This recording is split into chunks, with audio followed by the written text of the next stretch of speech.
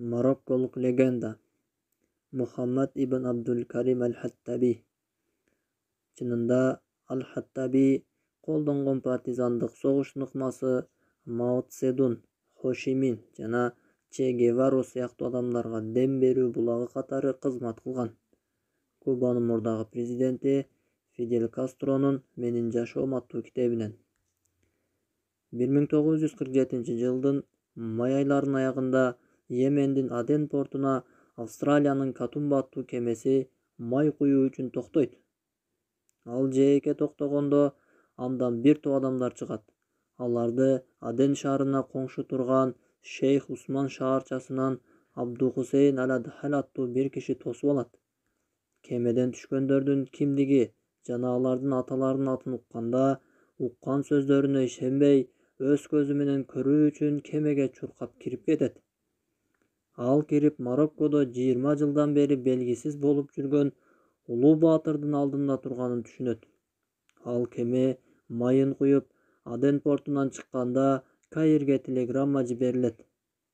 Эмир Мухаммед ибн Абдул-Карим аль-Хаттаби Аденден Катумба аттуу кеме менен сүзүп кетти. Колу Ададхаль. 1947-жылы 27 майда түн жарымда палестиналык баатырлардын бири шашылыш катты падыша Фарукка берүү үчүн Египеттеги падышанын сарайына кирип барат. Улуу урматтуу падышам, 20 жылдан бери Франциянын Реюнион аралында туткунда жүргөн Мароккодогу Риф эмири Мухаммед ибн Абдул-Карим аль-Хаттаби Франциянын түштүк тарабына которулуптур.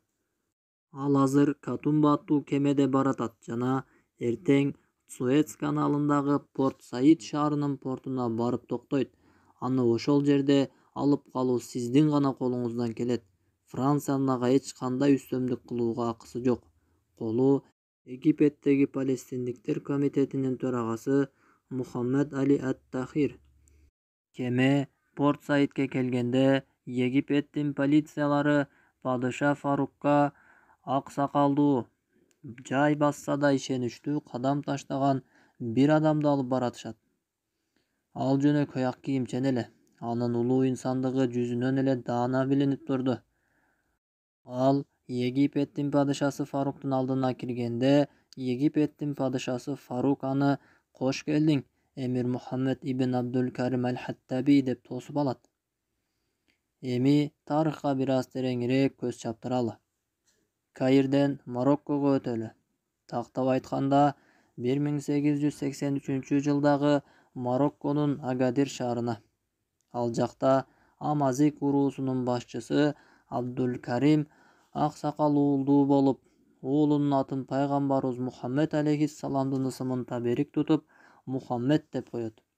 Абдул-Карим аксакал баласы Мухаммадка кичинекейинен баштап эле туура тарбия берип, араб тилин үйрөтүп, ыйык Куранды жаттатат.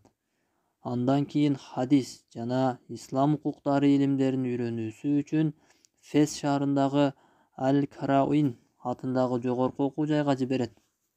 Көп өтпөй эле, жаштыгына карабастан Мухаммед ибн Абдул-Карим аль-Хаттаби Марокконун Мелилья шаарынын казысы болуп дайындалат. Ошол убакта Марокконун абалы адам баласы элестете албай турган деңгээлде кыйын абалда эле. Анткени колонизатордук Европа Мароккодон илгертен эле ислам баатырлары чыгып келгенин түшүнүп калышкан эле. Ал жерден белгилүү Аль-Мовориттер, Аль-Марубитун өлкөсүнүн баатырлары Испанияга киришкен. Ошондой эле Мароккодон Аль-Мухаддар, Аль-Муваххидун Европага деңиз аркылуу өтүшкөн. Ал жерден биринчи жолу исламдык Нур батальону Европага Тарик ибн Зияттын жетекчилиги астында жөнөп кетишкен. Ошондуктан Европа өлкөлөрү бул маселеге чекит коюуга чечим чыгарышып, 1906-жылы 12 Европа өлкөсү Испаниянын Алхесирас шаарында жашыл арал аттуу конференция өткөрүшөт. Бул конференцияга Монро принциптеринен Америка эл аралык саясатка кийлигишпейт деген келишимди бузуп, Америка да катышат. Бул өлкөлөрдүн баары ислам үммөтүнүн баатырларын түбөлүккө жок кылуу үчүн гана жыйналышат. Алардын акыркы чечими Марокко ислам өлкөсүн бөлүп жаруу. Таң калыштуусу, алар Марокко ислам өлкөсүн бөлүп жарып эле тим болбостон, тарыхта адам баласы көрбөгөн эң жаман жол менен талкалашкан.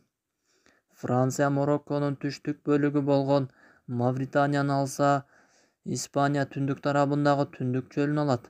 Андан кийин Франция кайрадан азыркы Марокконун так ортосун тартып алса, өнөктөшү Испания түндүк жээкти бойлой Марокко месетасын басып алат. Бул арада учурдан пайдаланып Германия менен Англияда бир топ шаарларын басып алууга жетишкен. Мына ушундай жапайылык менен европалыктар Мароккодогу исламды түп тамырынан жок кылдык деп ойлошкон. Бирок Шейх Абдул-Карим Аль-Хаттаби жана уулу Мухаммаддын башка ойлору бар эле. Ата бала Мароккодогу эли жерин жана динин коргойм дегендердин баарын бир байрактын алдына жыйнап, ошол кездеги Осмон империясы менен кат алышууну башташканда, баскынчы Испания Шейх Абдул-Каримди өлтүрүп, баласын кармап, Марокконун бийик тоолорунун биринде жайгашкан түрмөгө отургузат. Эр жүрөктүүлүгү менен айырмаланган Мухаммад ибн Абдул-Карим Аль-Хаттаби түрмөдөн качып чыгуу үчүн шейшептеринин жардамы менен терезеден секирип, бутун сындырып жатып калганда, түрмө сакчылары аны кайрадан кирип камашат. Бир топ жылдардан соң Мухаммад ибн Абдул-Карим Аль-Хаттаби түрмөдөн чыгып, Марокко месетасынын урууларынан 3000 гана аскер жыйнайт. Ошондой эле Мухаммад Аль-Хаттаби согуш тарыхында биринчи жолу партизандык согушту ойлоп тапкан. Андан кийин дүйнө жүзүндөгү бардык революционерлер анын ушул ыкмасын колдонушкан. Андан кийин кыракы Мухаммад Аль-Хаттаби жер астынан аңгек казуу ыкмасын ойлоп тапкан. Согуштун бул ыкмасын Мухаммад Аль-Хаттабиден бир топ жылдардан кийин келген Вьетнам лидери Хо Ши Мин америкалыктар менен согушканда Эмир Хаттабиден алып колдонгонун мойнуна алган. Эмир Хаттаби аскерлери менен аңгек казганда жердин астынан душмандардын аскердик объектилерине чейин казганга жетишкен. Мына ошентип ислам баатыры ар бир салгылашууда испаниялыктарга жаңы сабак да үйрөтүп турган.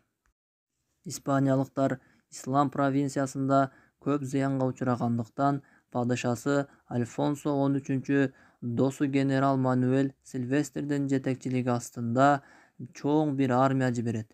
Эки топ Анвальда жолугат. Жөнөкөй мылтык көтөргөн 3000 мусулман баатырларына Испаниянын 60 000 аскери тик учак жана танкалары менен каршы чыгат. Албетте мусулмандар Аллах үчүн күрөшүп жатышат, ал эми каршылаштары жер жана крест үчүн согушууда. Жыйынтыгында Даңазалуу Хаттаби жетектеген 3000 ислам аскери душмандын 60 000 аскеринин үстүнөн чоң жеңишке жетишет. Мусулмандар испаниялыктардын 18 000-ин өлтүрүп, 10 000 деген аскерин туткунга алган. Алардын 600-ü падышаларына Марокко месетасында эмнелер болгонун айтып баруу үчүн куйругун түйгөн иттей болуп качып кетишкен. Эмир Хаттаби Марокконун түндүгүндө ислам провинциясы эмирлигин түптөйт. Эмир Хаттаби 5 жыл ичинде элдерге ырым-жырымы жок таза ислам динин үйрөтүп, илим-билимин өркүндөтүүнү каалагандарга чет өлкөлөргө жибергенге да жетишет. Ал эл жерин жана динин коргой ала турган урууларды жалгыз ислам байрагынын астында бир саптай болуп турууну да үйрөтөт. Ар бир исламды койгонудан кийин болуп келгендей, ислам мамлекети жаңыдан зор күчкө ээ болуп, тарых багытын өзгөртө турган деңгээлге жетип калганда, христиан мамлекеттери кайрадан чогулушат. Христиандар ар дайым мусулмандарды өлтүрүү үчүн гана жыйналышкан. Бул ирет алар 5,5 миллиондон турган союз түзүп, танкалары, тик учактары жана аскер кемелери менен 20 000 эле ислам аскерине каршы чыкмакчы болушат. Аллахтын жардамы менен бул иретта эмир Мухаммад ибн Абдул-Карим Аль-Хаттабидин жетекчилиги астында ислам аскери жеңишке жетет. Аскерлерин биринин артынан бирин жиберсе да, кайра-кайра жеңилүү ызасын тартып, зыянга учурап жаткан европалык союздаштар башка жол тандаганга мажбур болушат. Исламга жат, бидаат иштерди жасай турган кээ бир суфий тарикатынын шейктерин сатып алып, Эмир Хаттабиди өлтүрүүгө жардам берүүлөрүн суранышат. Анткени Эмир Хаттаби бул бузулган, ырдап бийлеп зикир кылган суфийлик жолундагылар менен каршы пикирде эле жана алар тутунган адашкан суфийлик жолун эч качан колдонгон эмес. Бул учурдан пайдаланып, суфийлердин шейхтери Хаттабидин партизандык отрядтарына кошулуу арам деген фатва, диний чечим чыгарып коюшат. Мына ошол учурда Франция менен Испаниянын тик учактары жай тургундар жашаган айыл шаарлардын үстүнө химиялык бомбаларды жана уулуу газдарды жаадыра баштайт. Ошол эле учурда Англиянын деңиз флоту Марокконун жээктерин курчап алат. Хаттаби кыянатчы саткындар жана крестүүлөрдүн биргелешкен кошуундары менен аеосуз салгылашууга киришет. Анын адамдары азайып, 200 чакты гана аскери калат. Ошондо алар өлгөнгө чейин Хаттаби менен болобуз дешип, Аллах жолунда шейит болууга ант беришет. Бул жоокерлер христиандардын акыркы үмүтүн таш каптырып, алар менен арстандай салгылашып, жыйынтыгында эң чоң жеңишке ээ болушат. Акыркы аракеттеринен да майнап чыгара алган христиандар эски бир ыкмага өтүшөт. Бул ыкма ислам баатырларынын көпчүлүгүнүн жашоосунда кездешет. Христиандар Эмир Мухаммадка тынчтык келишимин сунушташат. Келишимде туткундагы бардык мусулмандарды өткөрүп берүү, Эмир Хаттабидин жоокерлерине кол тийгизбөө жана Марокко элинин толук эркиндигине шарт түзүү, эгемендүү өлкө болуусуна мүмкүнчүлүк берүү. Христиандарга адат болуп калгандай эле келишимдерди бузуп, даңазалуу Эмир Мухаммед ибн Абдул-Карим аль-Хаттабиди кармашып, аны Инд океанындагы Реюнион аралына алып барып, 1 же 2 жылга эмес, тескеринче 20 жылга таштап салышат. Бул баатыр 20 жылын инсан укуктарын коргоочулардын жана дүйнөгө Франция революциясы деген ураан менен чыгып, эркиндик, тең укуктуулук жана достук деп жар салгандардын туткунунда өткөрөт. Эй кылмышкерлер, силер алсыз бир аксакалды 20 жылга камап коюп, кайсыл эркиндикти айтып жатасыңар? Мусулмандардын аялдарын жана жаш балдарын уулуу газыңар менен өлтүргөндөн кийин силер кайсыл тең укуктуулук жөнүндө айтып жатасыңар? Алсыз адамдардын канына курулган цивилизацияңар достукпу? Эгерде адам баласынын алсыздарын өлтүрүү силердин маданиятыңар болсо, анда силерге жана силердин ошол маданиятыңарга каргыш болсун. Аллах Таала 20 жылдан соң бул баатырдын абактан бошонуп чыгуу мүмкүнчүлүгүн насип кылат. 1947 жылы Марокконун падышасы Мухаммед V мамлекетинин эгемендигин жар салат.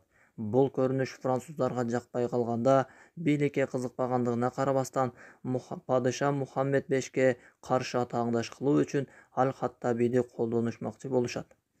Ошол учурдагы Франциянын президенти Шарль де Голль марокколуктардын ортосуна козголоң салуу үчүн Аль-Хаттабиди Францияга алып келүүнү буйруйт. Аль-Хаттабиди алып келе жаткан кеме Египеттин Порт-Саид портунан өтүп баратканда, жогоруда айтып өткөн окуя болуп, Аль-Хаттаби туткундан бошотулган. Ал андан кийин Египетте туруп, Түндүк Африканын эркиндикке чыгаруу кыймылын жетектеген. Аль-Хаттаби Түндүк Африка өлкөлөрү баскынчылардын колунан биринин артынан бири эркиндикке чыгып жатканын өз көзү менен көрүп, 1963 жылы Каирде көз жумган. Урматтуу окурман, бул даңазалуу мусулман баатырынын жашоосундагы айрым гана көз ирмемдер. Ал жаштыгынын гүлдөп турган учурунда Аллах үчүн ла илаха иллаллах Мухаммадур Расулуллах келмесин байрагын көтөрдү. Бирок биздин жаштардын жогорудагы улуу баатырыбыздын ысымында угушпаганы бизди кайгыга салып, жүрөгүбүздү кансыратат. Жаштарыбыздын көпчүлүгү кадыр баркы жана дүйнө кызыкчылыгы үчүн гана согушкандарды жакшы билишет. Бөлмөсүнө революционер коммунист Че Геваранын сүрөтүн илип алган жаштарыбыз Че Геваранын даңазалуу ислам баатыры Мухаммад ибн Абдул-Карим аль-Хаттабиди туу тутканын укканда, унутуп калган же унуттуруп койгон тарыхтарына болгон көз караштары өзгөрмөк. Аль-Хаттаби сахаба болгон эмес, ошондой эле ал таза кандуу араб да болгон эмес. Бул тайманбас баатырдын тарыхын китептин башына алып келгеним да жөн жерден эмес. Адамдарга келгиле сахабалардын баатырдыгына жана алардын дин үчүн кылган аракеттерине эрегишели деп айтсаң, биз эми сахабалардын урпагынан эмеспиз деп болбогон бир шылтоонун артына жашынышат. 20-кылымда чыккан бул ислам баатыры үммөттүн жаркыраган тарыхынан эч нерсе окубагандарга эң мыкты жооп болот деп ишенем. Эми мен сиздерди байыркы Мисир тарыхына саякатка баштайын. Мисир топурагы ар кандай расадагы, ар түркүн улуттагы мусулман баатырларын өз койнуна батырган. Маселен, теги Күрт улутунан болгон Салахуддин Аюби, Монголдордун мизин кайтарган түрктектүү падыша Кутуз, Марокконун эмири Мухаммад ибн Абдул Карим аль-Хаттаби баса улуу пайгамбарыбыз Мухаммад алейхиссаламдын ата-бабасынын теги Аднан араптарынан эмес беле? Дал ушул аднандыктардын энеси болгон мисирлик айым ким болгон? Ал бүткүл инсаниятка кандай үлгү сабак калтырган жана эмне үчүн мен бул аялды ислам үммөтүнүн улууларынын катарына коштум? Кезектеги улуу инсан